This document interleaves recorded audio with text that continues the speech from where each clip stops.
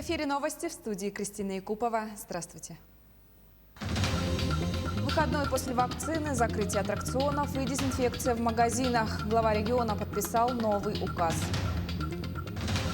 76 лет с момента победы в Великой Отечественной войне. Сегодня праздник отмечают в России и бывших странах Советского Союза. Активная фаза ледохода на реке Лени проходит по территории Иркутской области. Сколько километров остается до границы с Якутией?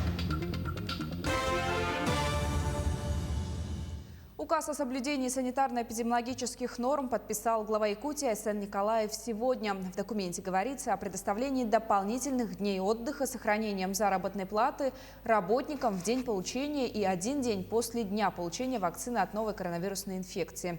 Предприятия оптово-розничной торговли продовольственными товарами обязаны проводить генеральную уборку с применением дезинфицирующих средств каждое воскресенье с 8 до 12 часов с закрытием объектов.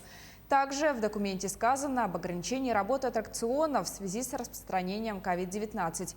Указ вступает в силу с завтрашнего дня. 99 новых случаев коронавирусной инфекции выявили в республике за минувшие сутки.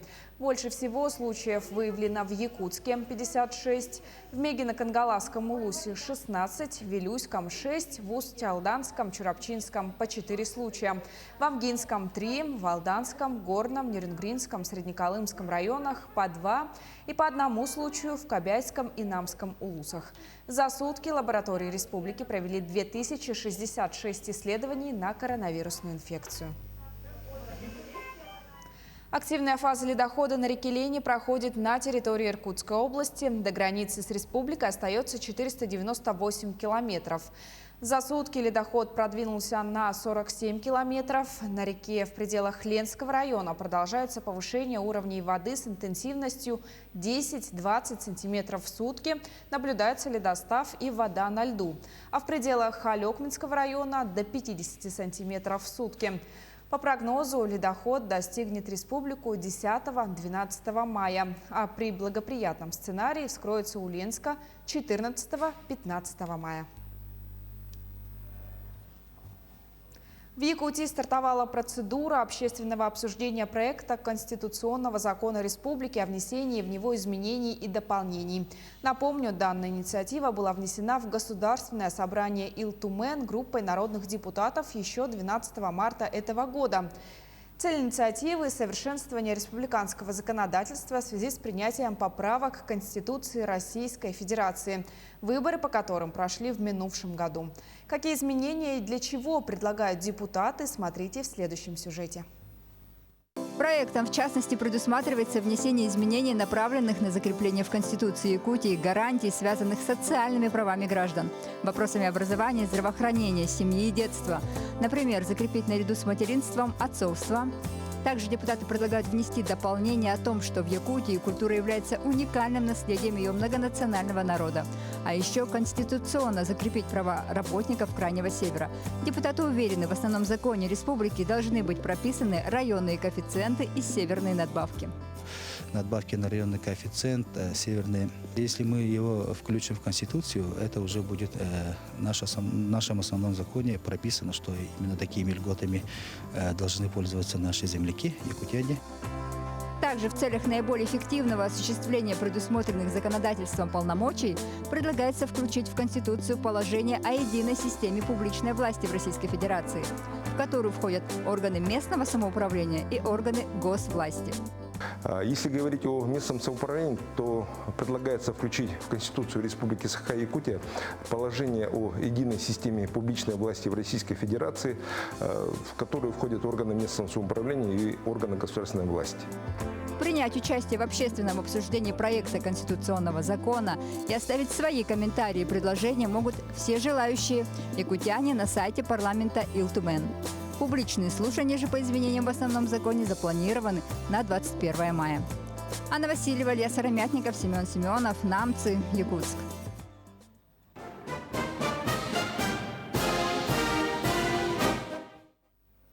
В Москве на Красной площади завершился ежегодный парад в честь 76-й годовщины Победы в Великой Отечественной войне. Всего в нем приняли участие более 12 тысяч военнослужащих. около 200 единиц военной техники и 76 вертолетов и самолетов. Возглавил парад главком сухопутных войск генерал армии Олег Салюков, а принял министр обороны генерал армии Сергей Шойгу. Традиционно в начале парада внесли государственный флаг России и Знамя Победы, боевое знамя 150-й стрелковой Идрицкой дивизии. А после традиционного выступления главы государства Владимира Путина и минуты молчания прошло торжественное шествие войск и военной техники. Завершил парад пролет авиации. А вечером жителей и гостей Белокаменной ожидает праздничный салют, в котором будет использовано 10 тысяч зарядов. Мимо трибун. Праздничные торжественные мероприятия проходят и в северной столице страны. Там сейчас находится мой коллега Дмитрий Тымыров. Он расскажет нам, как проходит празднование Дня Победы в Санкт-Петербурге.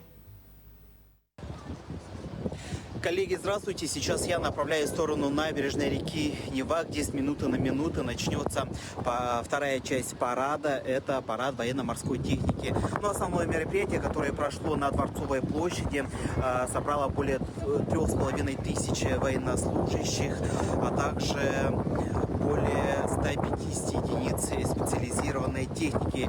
Гостями этого парада стали более 250 ветеранов Великой Отечественной войны. Также здесь хочется отметить, что сегодня здесь, на Неве, впервые пройдет акция «Бессмертная флотилия» с участием ветеранов, жителей блокадного Ленинграда и детей Великой Отечественной войны. На сам парад мне не удалось пройти, потому что вы можете на кадрах посмотреть, сколько людей сегодня здесь собралось. Ежегодно, чтобы посмотреть парад Победы в Ленинграде, собирается более несколько тысяч жителей страны. Также мне удалось здесь встретиться с жителями нашего региона. И давайте послушаем, что они мне сообщили по поводу посещения культурной столицы нашей страны. Привет, Якутия! Привет, Якутия! Мы приехали именно сюда для того, чтобы встретить все майские праздники. И 5 мая. Ветеранов остается все меньше и меньше. Но это не только для них этот праздник мы делаем. Это праздник для тех, чтобы наше поколение, молодое поколение, не забывало, что была страшная война, что были такие потери. Вы знаете, у меня мама блокадница, у меня отец выжил здесь в блокаду вместе со своей семьей. Это очень страшно.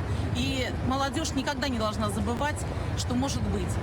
Ну а я хочу отметить, что в культурной столице не все мероприятия будут проходить в онлайн-формате. Основные большие мероприятия, они будут проводиться в офлайн. То есть жителям и гостям столицы есть на что посмотреть. Ну а праздничная программа завершится большим светомузыкальным шоу и праздничным 10-минутным салютом. На этом у меня все, коллеги.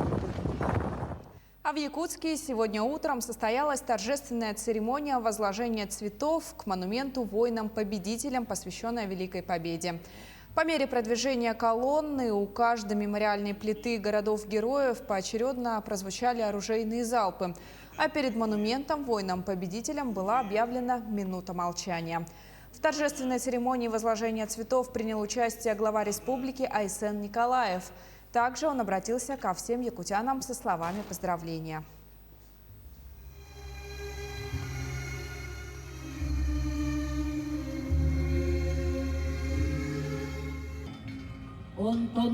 Уважаемые участники Великой Отечественной войны, ветераны войны и труженики тыла, дети войны, дорогие якутяне, от всей души горячо и сердечно поздравляю вас с 76-й годовщиной победы в Великой Отечественной войне. В этот священный день нас всех объединяет чувство огромной гордости за великий подвиг многонационального советского народа. Низкий поклон победителям, отстоявшим свободу нашего Отечества, спасшим весь мир от фашизма. В героическую летопись Великой Отечественной войны вписаны имена свыше 62 тысяч якутян, защищавших Родину в кровопролитных сражениях. Наши земляки сражались на фронтах, отличаясь отвагой и несгибаемой волей. Спустя многие десятилетия силами поисковиков возвращаются на родную землю имена без вести пропавших солдат, боевые награды находят героев. В нашем народе, в каждой семье, в душе каждого из нас живет память о родных и близких, о солдатах Победы, о тружениках тыла. И чтобы почтить и сохранить память о близких, в России и ряде стран ближнего и дальнего зарубежья прошла акция «Бессмертный полк» в онлайн-формате. Каждый желающий мог поучаствовать в этом импровизированном шествии. Для этого нужно было просто заполнить анкету и загрузить фото своего родственника, участника Великой Отечественной войны. К слову, от Якутии пришло более 4000 заявок.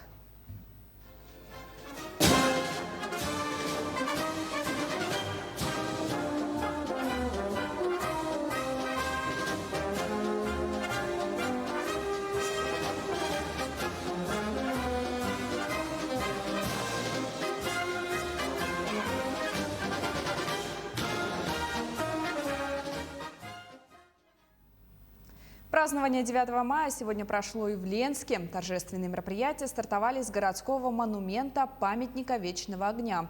В церемонии приняли участие дети и внуки ветеранов, а также представители городской администрации и сотрудники МЧС России.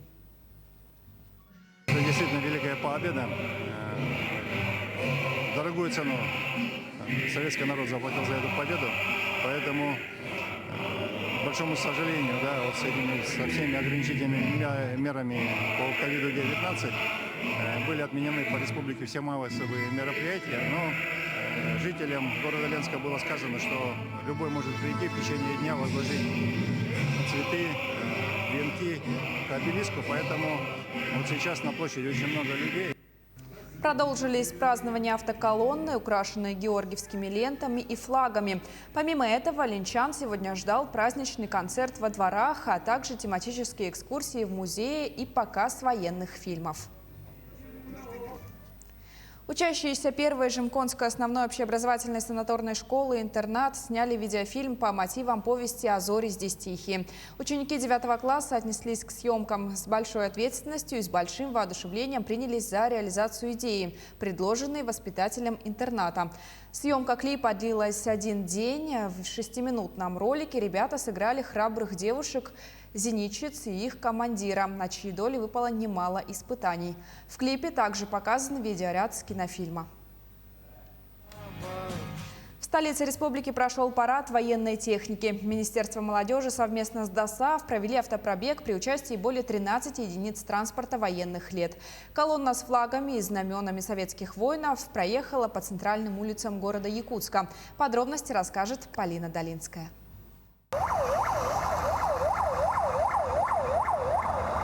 Советские автомобили ГАЗ, грузовики ЗИС-5, бронетранспортеры и другой транспорт времен Великой Отечественной войны в мирное время на улицах города. Причиной тому стала патриотическая акция регионального отделения ДОСААФ России. Более 13 единиц техники проехали по городу в честь 76-й годовщины победы советского народа. Цель, дать понять молодому поколению подрастающему, что была у нас победа, какой ценой она досталась. Люди едут у нас стилизованно одеты в соответствующую форму тех лет. Ну и техника послевоенная и военная, которая участвовала непосредственно в боях. Военный транспорт был предоставлен из коллекции регионального отделения ДОСААФ, а также музея ретро-техники. Каждый год раритетная техника принимает участие в парадах и тематических автопробегах. Участники отделения ДОСААФ поддерживают свой автопарк в рабочем техническом состоянии, несмотря на то, что на сегодняшний день найти запчасти для ремонта очень сложно. Техника готовится постоянно. Вот каждый парад мы проводим, потом в течение лета ее готовим, консервируем, и она стоит год. Начинаются какие-то мероприятия. То есть в сентябре, вот прошлый год, мы такой же пробег делали летом 24 июня. Вот. После этого все хранится, поддерживается техническое состояние. С каждым годом хуже, потому что техника старее, запчастей уже нет, ничего нет. Ну, пытаемся, достаем.